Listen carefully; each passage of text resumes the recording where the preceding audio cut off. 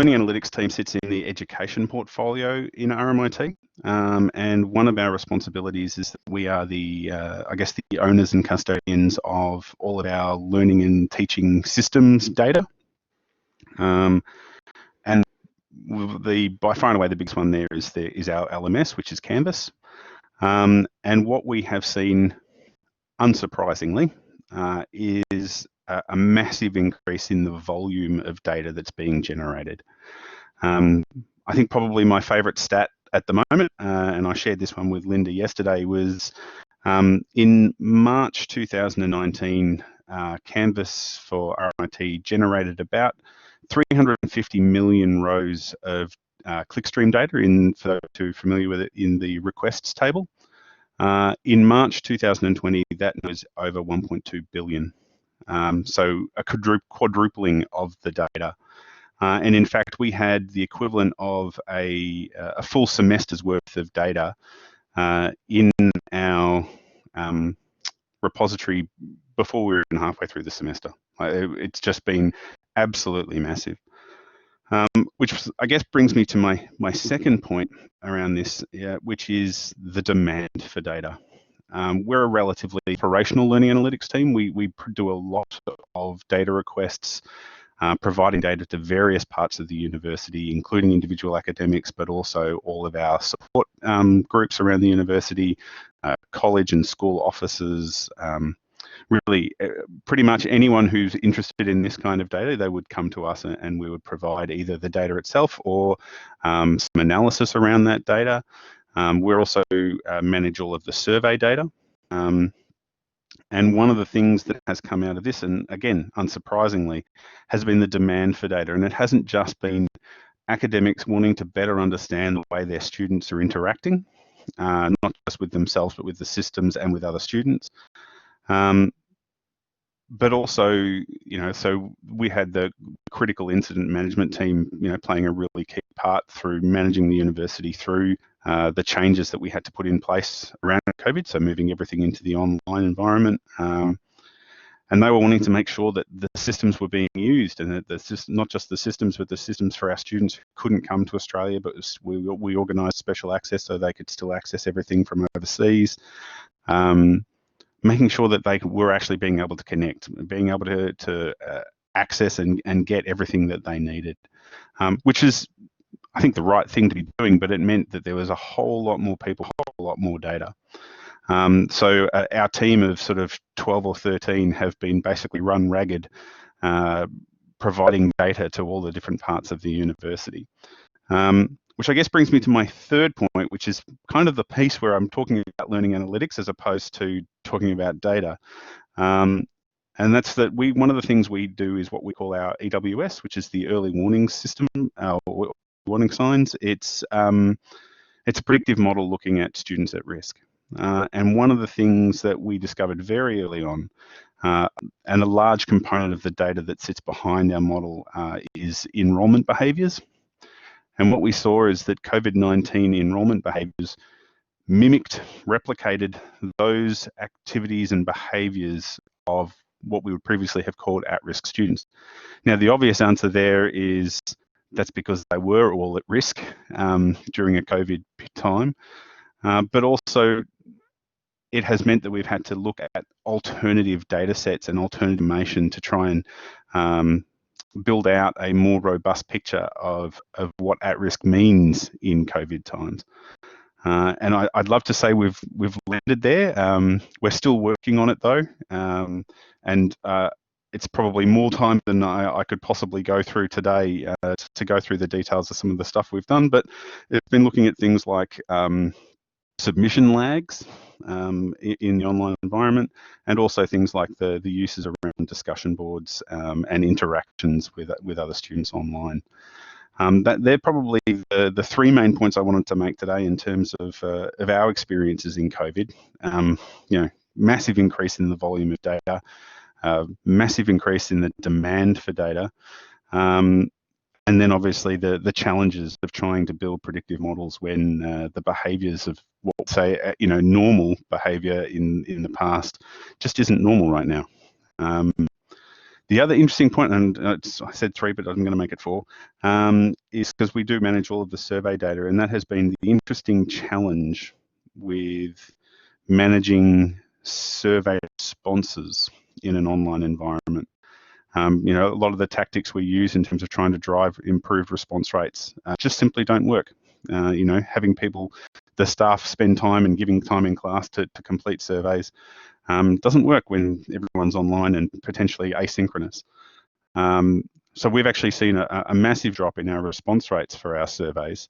But interestingly, we've actually maintained the kind of scores, the outputs from the surveys in terms of the feedback from students have been overwhelmingly positive, which has been great and incredibly understanding. And it makes me reminds me that our students are actually a pretty mature bunch who are going through exactly the same challenges as we are. I think it's a credit to not just the university, but to the students themselves that they're able to provide us with mature and constructive feedback in a challenging time. So that's all I wanted to say this morning, Linda. So I don't know if I'm handing back to you or if I'm handing on. Yes, no, that's great. I just wanted to see if there's any questions at this point for David. Nothing's come through the chat yet, but I have a question if that's okay. Yeah, go for it. And it relates to what you were just saying there about the survey data. One of the challenges I think we have is that for a lot of staff are interested in kind of that intersection between what the students are doing in the online space and then what they feel about the online courses, units, subjects, whatever you call them at each institution. You know, are you using any kind of overlap between the sort of LMS type data as well as student feedback data? Or are you correlating those in any way? This is quite literally a conversation I had about 2 days ago, which was, hey, let's do that. We haven't done it yet, but it is definitely something we want to look at. I think the interesting thing for me was we've been doing some work around the quality of the written responses, so the verbatim comments. We've been doing some work around following particular themes, like basically a thematic analysis. And we've seen a very definite shift in the themes this semester. So where we would normally have seen themes around, you know, getting access to staff or getting, you know, getting time with staff was often a big one. This semester, the real strong themes have been around consistency in the learning management system, making sure that if sessions are being recorded, making sure that they are made available as soon as is humanly possible. I think the interesting one was making sure that anything that was being shared was current. There was an awful lot of feedback around people who had included recordings of last year's lectures, and that wasn't appreciated.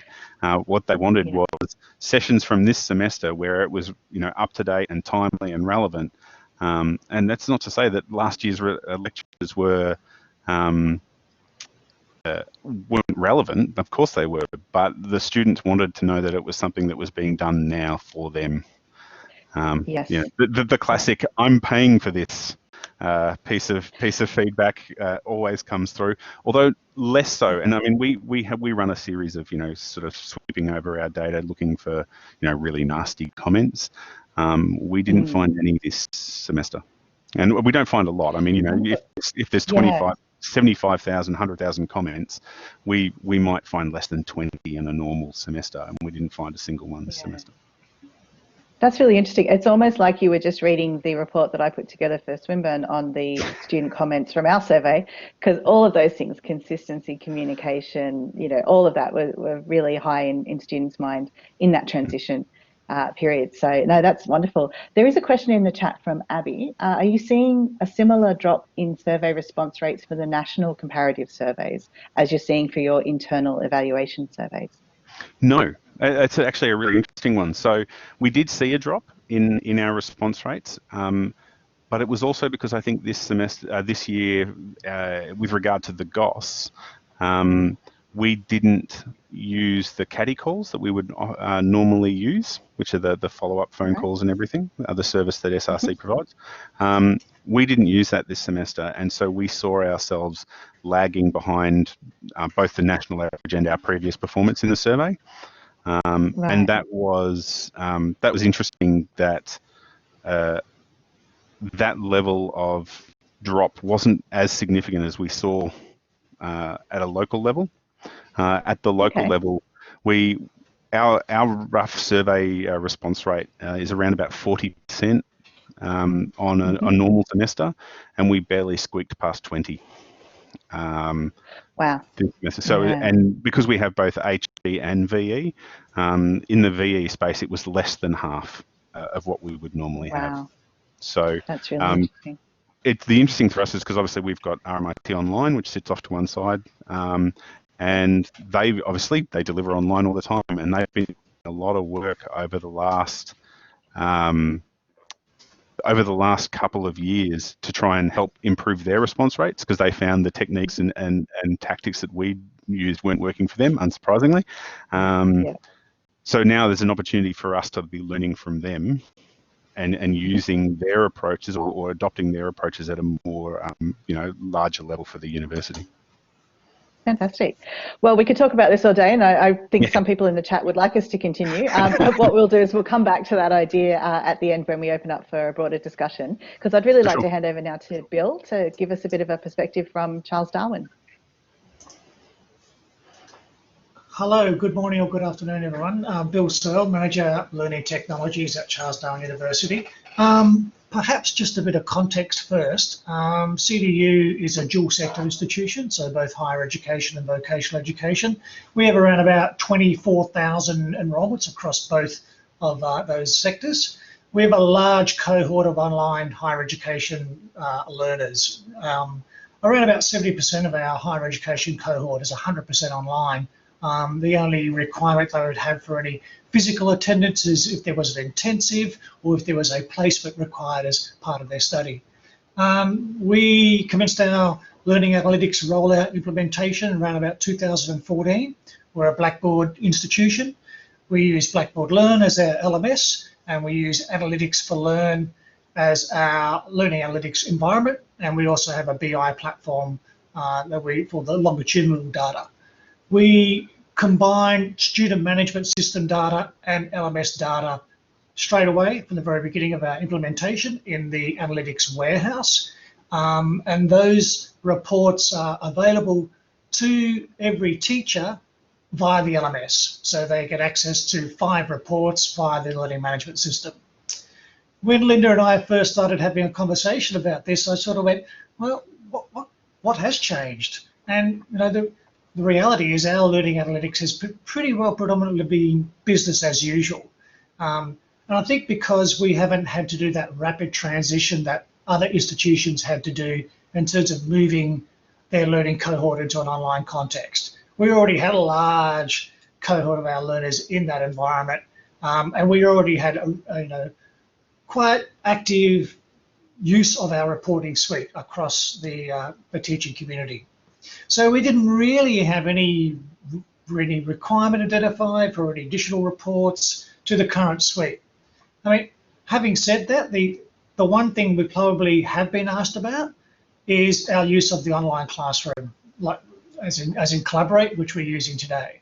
And we have noticed, like there has been globally, a massive increase in the use of Collaborate for learning and teaching purposes. So that's probably been our main focus, is looking at that.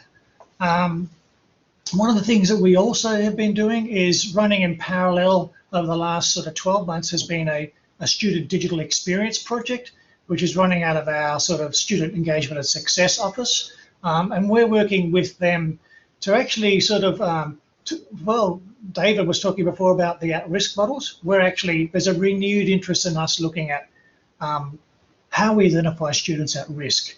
But more importantly, what are our actions or interventions as a result of identifying those students being at risk? So we've started to look at how learning analytics can enable that for us. But we've also started to think about what does at risk actually mean?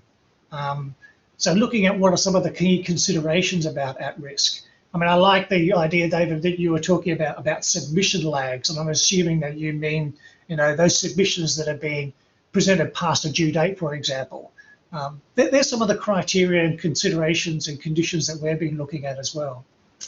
The only other thing I thought I would mention is that in terms of our vocational space, what we did have was a fairly active group of educators and education developers working with our vocational community to move what we could into an online context.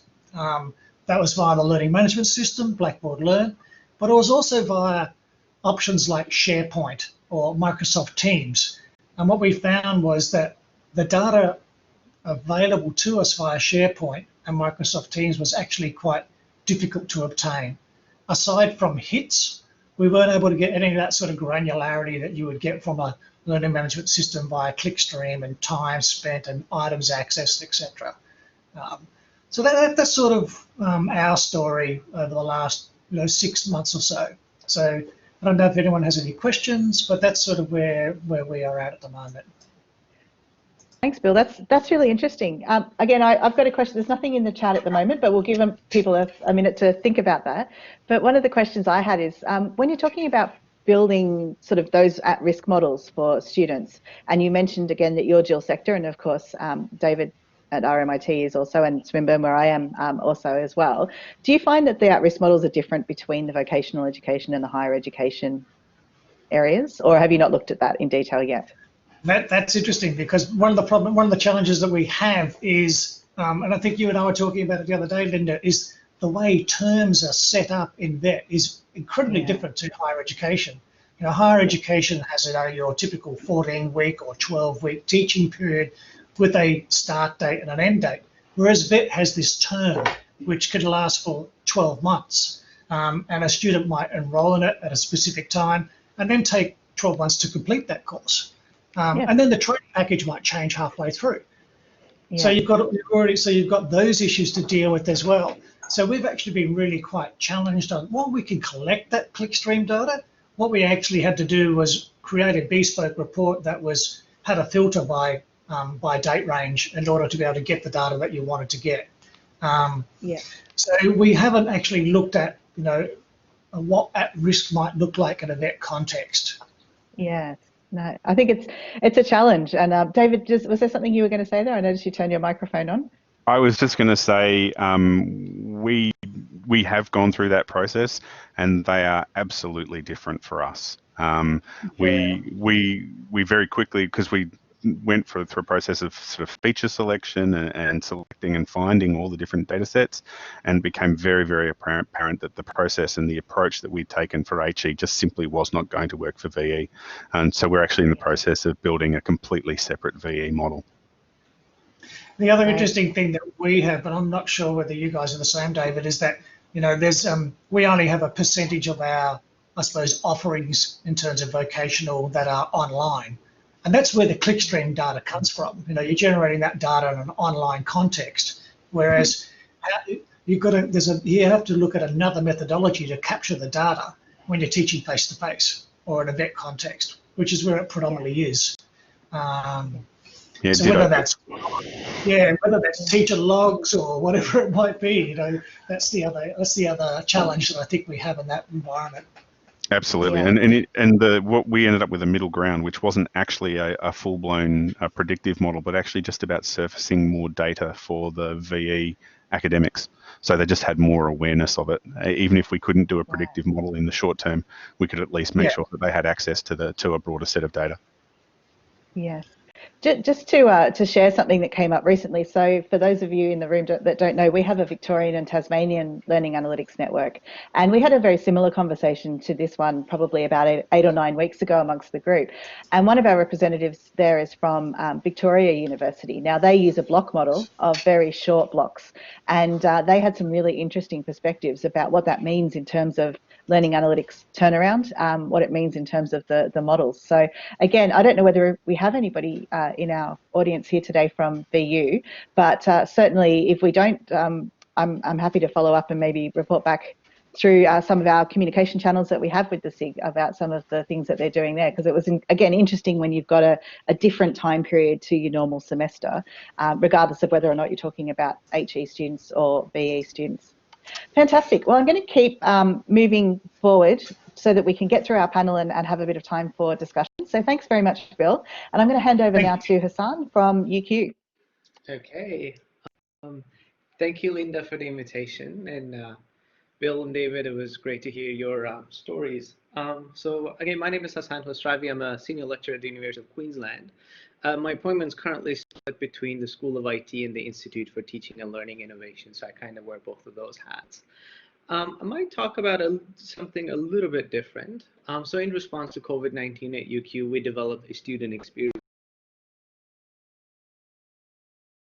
framework that collects and analyzes student data from a diverse range of sources to help us understand how students are doing academically as well as socio-emotionally, coping with all the changes that they were going through. The reports were the first time that we were disseminating learning analytics sort of reports across the university. Findings were disseminated as a set of dense PowerPoint slides with a storytelling with data theme. They were sent fortnightly to different stakeholders, including the Vice Chancellor and his team, as well as faculty and school level leadership teams. The team working on the preparation of the reports were quite diverse too. I was the acting academic lead alongside a group of data scientists and our learning analytics team, as well as a project management team and an editorial team, which helped us with data collection, informing the stories and making the reports look really nice and easy to read. Then before it was disseminated, it was reviewed by our Pro-Vice Chancellor Teaching and Learning, and then they were sent out on Friday afternoons fortnightly. Data sources for understanding how students were doing academically included data captured by learning management system, digital delivery tools such as Zoom, Echo 360, and Cultura. And whenever possible, we're using data from semester 1, 2019 as a baseline to better understand the impact and the sudden change in what was going on. Data sources for understanding how students are socio-emotionally coping included data collected from teaching evaluation surveys, student informal surveys, central services that students could reach out to for hard support, as well as data we were mining from students' social media groups on Facebook. On the side of their academic performance, the results of analysis of data collected from our LMS with over 1,600 courses across its faculties suggested, as also David was mentioning, a significant increase on students' engagement. So access of number of clicks on Blackboard had at least tripled across all faculties. We had an increase in student engagement with assessment. That's the number of submissions that were submitted via Blackboard. Student performance on assessment items at the university level, as well as the faculty, was on par with semester 1, 2019. Students' access to digital resources via library was also on par with previous semesters. And really, in short, based on traditional metrics used in learning analytics, it seemed like the past semester was a very fruitful one across all of the faculties in terms of both student engagement and performance. Now, I've also had some data and reflection from a course that I was coordinating myself. So last semester, I was coordinating a course of first year engineering course with over 600 students, and really putting my own teaching hat on. I think the students' learning was significantly compromised. The main evidence I have is that I usually run formative quizzes during my live lectures. When we move online, I continue to hold my live lectures via Zoom.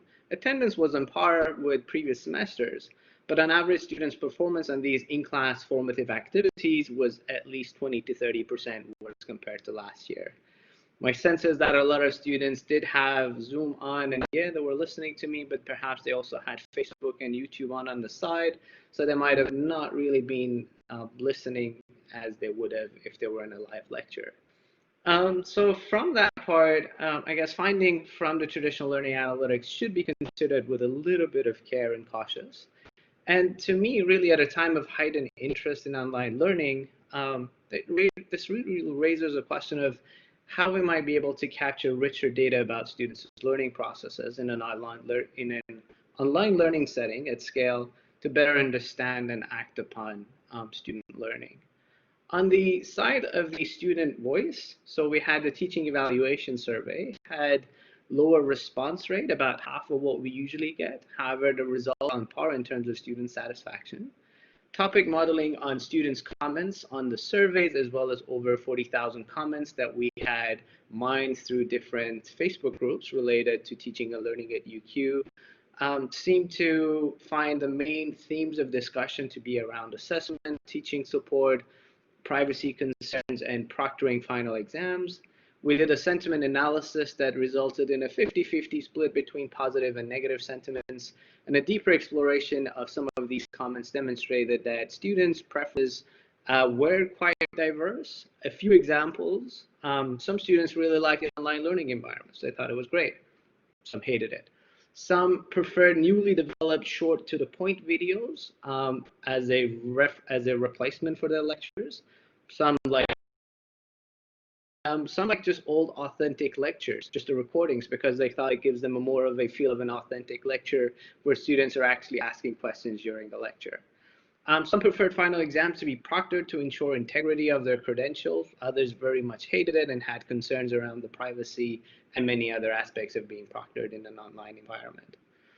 So just to wrap up, moving forward, no matter I think what universities tend to do, I think there's going to be a large body of students that would perhaps be dissatisfied with the choices that we're going to make. So I do wonder if there's a better way to, while acknowledging that some of the students understanding their concerns, have a bit more of a data and evidence-driven lens to make pedagogical decisions rather than primarily focusing on the student voice and the experience. I might stop there and happy to get some thoughts, ideas, and comments. Great. Thanks. That was really interesting. The question that popped into my mind when you were speaking there about those fortnightly reports you were delivering to teachers was, what did you have any sort of evaluation of that? Did you get any feedback from the teachers about how useful they were, what they might have done with that data and those reports? The dissemination was mostly going to the leaderships at the school level and the faculty level. We weren't quite sure whether they were being disseminated across to each individual academic. We independently run an academic voice kind of survey to hear what they were thinking, and a better sense of the data and better understanding what's happening in their classes was a theme of requests. Right. Excellent. Fantastic. And I think it's really interesting. I mean, we've been having that debate at Swinburne about what to do with some of the student feedback data, as you say, and the fact that you're bringing in social media data as well and topic modeling across those data sets, I think is a really interesting way. I'm going to take that idea back to some of my colleagues, I think, if that's okay. It came as quite a big concern as we started, what are students saying and how can we capture all of that? So it was quite a project, but I think at the end it had some insights that were well received. Absolutely. Well, Bill's got his hand up. So, Bill, is there something you'd like to say? Yeah, Hassan, I was just wondering, have you been able to get any perceptions from students about how they feel about social media data being collected? And are those social media groups established by the institution that you're mining, or are they established by the students themselves? Yeah, thanks for the question. So we did think about that in terms of when we were collecting the data and sort of considerations we need to give. So we did collect all data anonymously and removing all names and everything before we do any analysis. However, there are public groups, so everything they put there we could have just mined without using any sort of information on them. The biggest one, which has around 60,000 people in that group, is one that is run by the UQ Union, which again we were just copy pasting the data and running topic modelings on.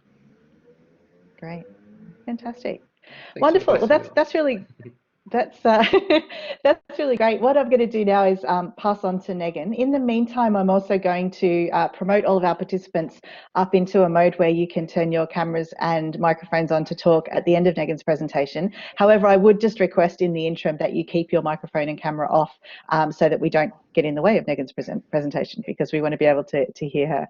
So Megan, I'll pass over to you.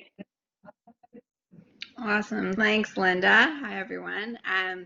It's great to be here and be able to talk to you today. So I'm going to segue from Hassan's presentation to talk a little bit about our experience here at UniSA. So I have a few slides for you, and really it's just because I came across this tool called Beautiful AI, and some of you might already know it, but I just came across it recently, and I thought it would be kind of fun to have a play with it for today's session. So that's what I'm going to do. So here we go. If I can just get them. Do you see them? Linda, can you tell me if you see them? Not just yet. Have you shared? Oh, no, it's coming up now. All right. There we go. Yep, all good. Cool. All right, so hello everyone. I'm Nigan Muriahi. I'm from University of South Australia. I'm from the Teaching and Innovation Unit. So our experience is this camel that you see is the two-hump approach, and this is something that I am taking from George Siemens. I've had a number of conversations with him over the past few months about this whole experience of COVID and pivoting to online teaching, and this is his analogy. It's a two-hump experience. So the first hump for us was, let's just help our academics get online. So at UniSA, we're largely a face-to-face institution. We have UniSA Online, which is online, but for the most part, a lot of our teaching is blended, but really kind of face-to-face. So in mid-March, we were help everyone go online. So that was the biggest push. We had 2 weeks to help everyone move online. So the focus was really just about getting people to use video conferencing like Zoom. Then it was to get them to use video so that they don't have 3-hour Zoom lectures, start to build some online activities, and then we switched over to thinking about online assessments and exams for our semester, basically, that was online. So the interest, the focus, everything has really just been about get people online, calm our academics down. It has not been about learning analytics or data or anything at all. The only data that's really come around is that academics, senior level, interest in data to know, like, first, they know in February they wanted to know how many of our students are in China, how are we going to support them? Then it was like, okay, how many of our courses have exams? How are we going to support that? That was kind of the level of data requests that we were getting. It wasn't at all about engagement analytics or anything like that. So that's what we've been doing for the past 3 months. We made it. That's awesome. Now we're at that next hump of our academics are online. So now it's like, how can we start getting them to engage with learning analytics? So this is just some of our teaching dashboard that we have. We have a teaching dashboard of data sources for our academics in terms of how much our students have engaged in forums or on the learning management system or when they've logged in or and that sort of thing. However, like I said, no one's really been focused or engaged with it. What we're doing now is that we have a kind of like a teaching and learning guide series that we've been doing over the past 3 months, and it's walked through a range of things around teaching online. Our focus right now is a little bit of a mini series that my colleagues have pulled together around engagement analytics and talking through how people can engage with the dashboard, our data from Panopto, from our video conferencing, or, you know, the different data sources that we have from, say, our library e-reserve system, to try to get our academics to now say, okay, they're online, this is our next hump now, how do we help you? So the dashboard's one example. Another example is our learning analytics-based interventions like OnTask that many of you have probably heard about for the past few years. We're now doing a push across our institution through workshops and various resources to help our academics say, okay, how can we help you give more personalized feedback to your students? So this is just a couple of pictures to show what OnTask is in terms of all this data that's being generated in the learning management system, pulling it together for our academics, helping them come up with some sort of like if-and statements so that they can then send these more personalized online feedback. So essentially, I don't even know how to stop these slides now. Sorry, I haven't used this. Let's try that. Stop sharing. Cool. So essentially what I'm trying to say is what we've done, not really learning analytics focus, but there's so much potential that we can do this now with all of our courses going online. So for the rest of this year at UniSA, all our lectures will be online. Some of our tutes and practicals will be face-to-face, but it's largely online. So now we're trying to engage our academics to say, you know, before when you were teaching on campus, you could kind of gauge how your students are doing face-to-face in the classroom. Now you can't. A lot of our students, even if they're doing video conferencing, are not showing their faces on camera, which I don't blame them at all. But how can we then start leveraging some of the data we have to get a better how our students are engaging? So that's our next push now, in terms of LA at UniSA, and that broader support mechanism around our COVID-19 transition support. So yeah, that's what I've got. Wonderful. That's really interesting. And again, just for the benefit of the audience, when I was speaking to our presenters earlier, I put Megan at the end very deliberately because I knew that she was going to talk a little bit about what next. And I guess that's a really nice segue into a broader discussion and with the group. So I've made everybody a presenter. You all have the power now to turn on your video and or your camera, maybe so that we don't have an absolute flood of people wanting to talk at the same time. We will recommend you use the raise your hand tool, but I'm really happy to open it up now to questions for any of the panelists, and of course the panelists can ask each other questions too. I certainly have questions, Megan, around some of the, so maybe I'll start with that question because we don't have anything in the chat yet and no one has their hand up yet, but I did want to ask you a question. So one of the things that the Learning Analytics SIG organisers and I have been mulling over for the last, well, probably 12 to 18 months, is this idea of if we're going to get our staff to engage with analytics, and you said, you know, you've got a lot of plans about forward looking and getting people engaged and meeting their needs, that they kind of need to have a really solid pedagogical foundation and really understand what it is they're doing in their learning and teaching to be able to then work out what data is going to be useful and then how to interpret that data.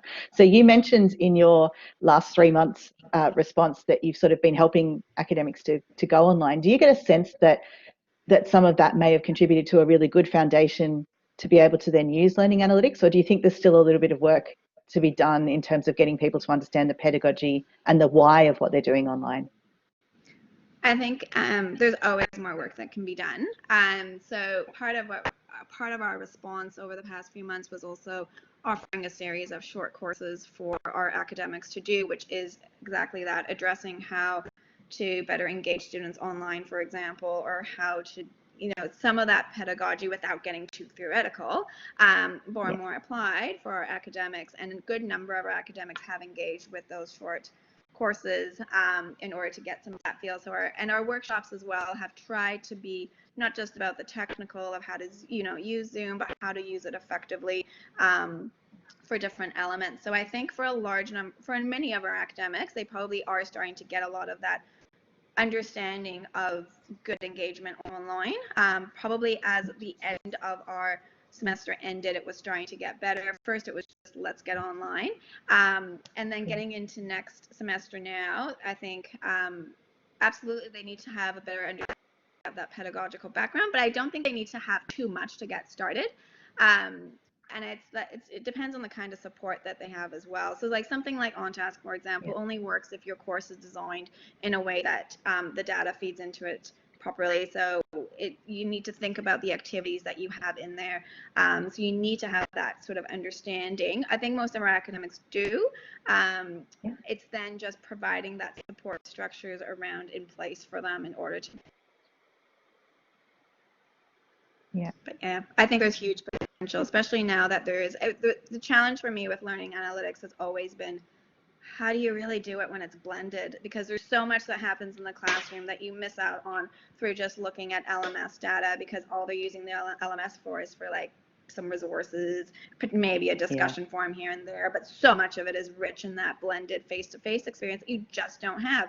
So you can't even really draw any sort of conclusions or anything just from the LMS data. So now that we have some of our, you know, larger courses really online, there's just so much, you know, potential now that we've got all of that. And I just saw that comment come through. LA is not the complete picture, and by no means do I think it is at all.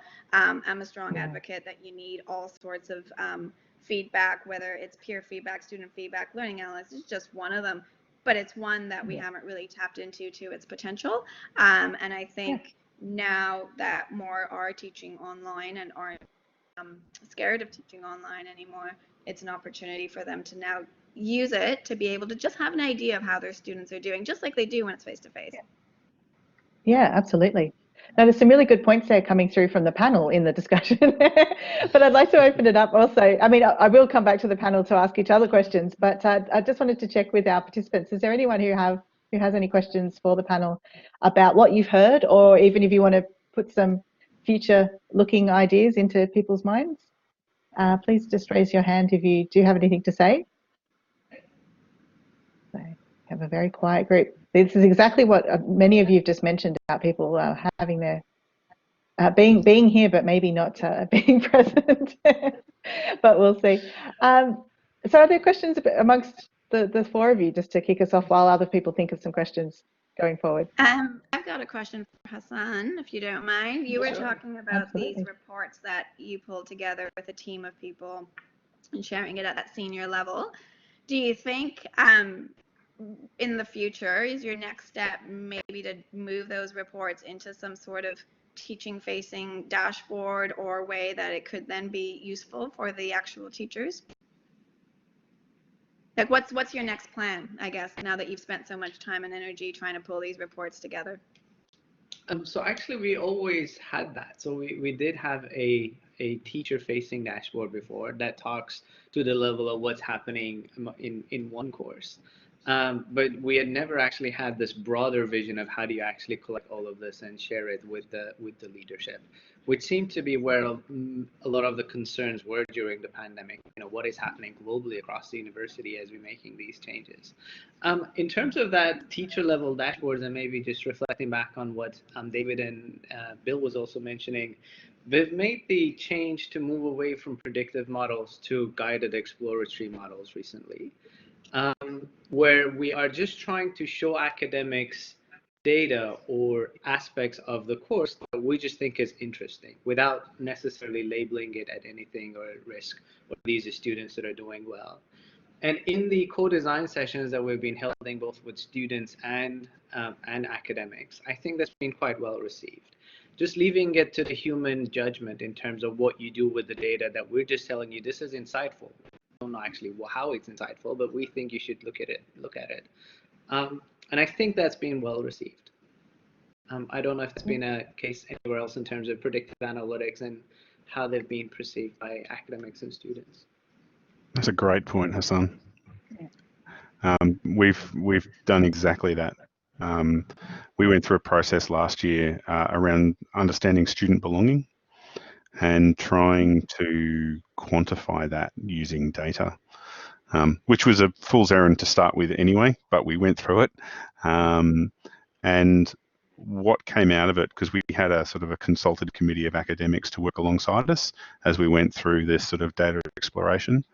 And what overwhelmingly came out was, don't try and roll this into a single number. Don't try and, build a predictive model. Don't try and do any of those things.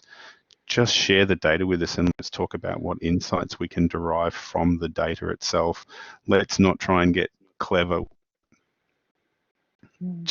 Just get access for the academics to see that data.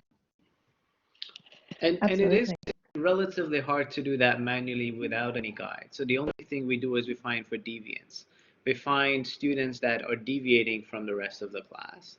And we just point that out as something that the academic would like to look at or interpret.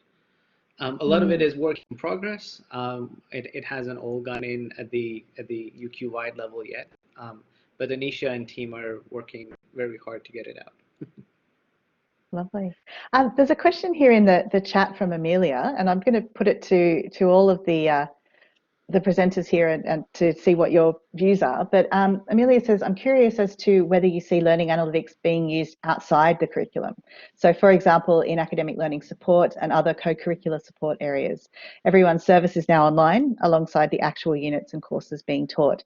So I might go in the order that you presented. I mean, David, is anything like that happening at RMIT?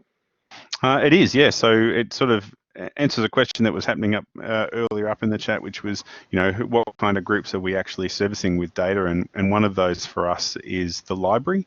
And the library at RMIT is responsible for a whole bunch of support and student, academic support. And we provide quite a lot of data to them, and they actually have their own set of dashboards that allow them to look at how their resources are being used, how are students moving through courses. We have a regular report that we run for them every single week on library access and traffic and usage. All around being able to better design the support mechanisms that they're using. I don't know whether you'd call that learning analytics per se, so much as just general data reporting and usage analytics, but it's certainly a very big part of what they're trying to do. Fantastic. Bill, what's happening at Charles Darwin? Yeah, look, I would sort of echo that as well. I mean, we purposely, like I said in my introduction, integrated student management system data and learning management system data into the data warehouse, and then created a series of bespoke reports which were available to the teachers via the LMS. So we already had that data. Like an example is for, we get a picture of the entire class in terms of what's the class GPA, what is the total progression through the course for the class, what are all the sort of attributes around the student in terms of Aboriginal, Torres Strait Islander, male, female, hours worked, age range, carer hours, etc., for the entire class prior to the commencement of teaching. So that a teacher can then access that report and get a sense of what the cohort looks like, and they might be able to adjust some of their teaching to accommodate the cohort, or they might use that information to create groups for groups management purposes, for example.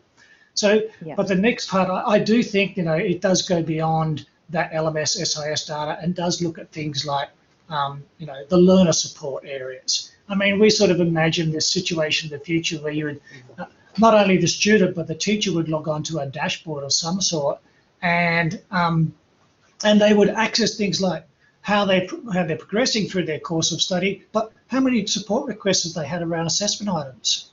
And then we could use that data about how many support requests there are around assessment items to look at what's the nature of the assessment like. Is there an issue with the assessment task or the assessment activity or the duration? Do we need to build some PD around that as well? I mean, I think there's lots of opportunities there, but it's early days, and I really liked what Hassan and Arif were talking about in terms of having multiple data sources in that environment as well, and that's where you get that bigger picture. Absolutely, that's great. Hassan, have you got anything you want to add to that? Just reflecting back on what was said, the student and the academic voice data that we were trying to add in was aiming to capture things outside of the curriculum and traditional learning analytics, to capture the other parts that contextualize the findings. And I think it was an important aspect to help us better understand the other parts of the data. Lovely. And Megan, anything you'd like to add to that? No, not really, other than to echo what everyone else said, that it's equally important to get the data from like the student support that's happening online, the library that's now happening online, and I'd imagine those different units at our institution are probably getting that information that they need from their business intelligence center. So, but it is definitely doable in terms of not being limited to just LA for the courses. Yeah, absolutely.